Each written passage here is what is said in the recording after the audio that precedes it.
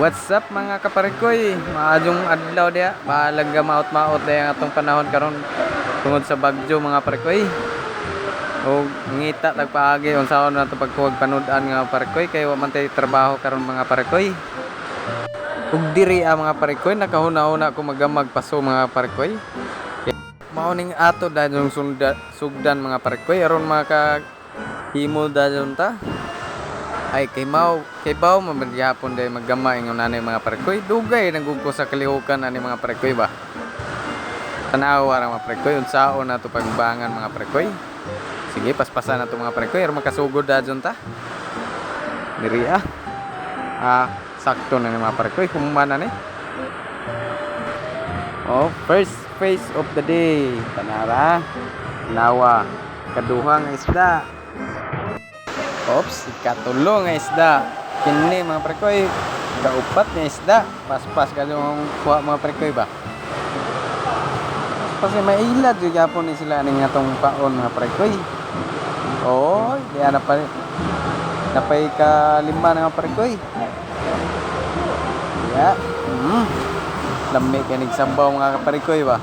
Dito ta magdugay aning subaron parikoy, lami na kaya higop og sabaw mga parikoy ba? 10 hour magkadyo ang suba karon parikoy. Tanawa mga parikoy. Kita mo diya mga parikoy arang tinawa parikoy. May lang di ni mo lubog karong sunod na adlaw parikoy kay lami kadyo salmon ba. Lami kay sakay ng floating ron mga parikoy.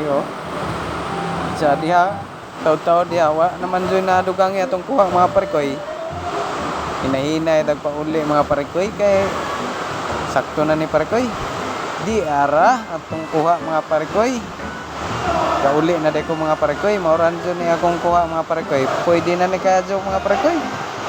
Basta magkugi lang sa suba parikoy. Nadyo tayo masabaw parikoy. Hindi man ta mo saon pero naagi apo tayo paagi nga saon na ito pagkuha mga parikoy. Gara na sakto na itong sabaw atong butangag sagbot mga parikoy aron palasa kintay sa atong sabaw parikoy. Nindot kadyo higop ron kay uwan-uwan mga parikoy.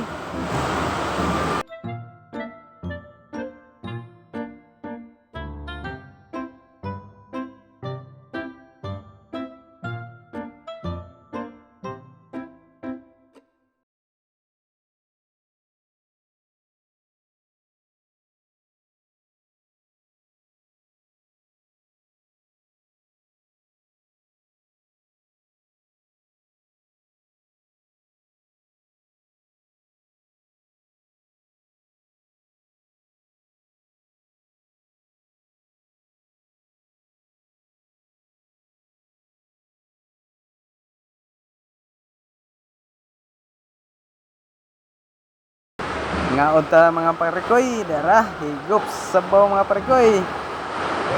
Otruan pa kuno parikoy. Atat mga kaparikoy.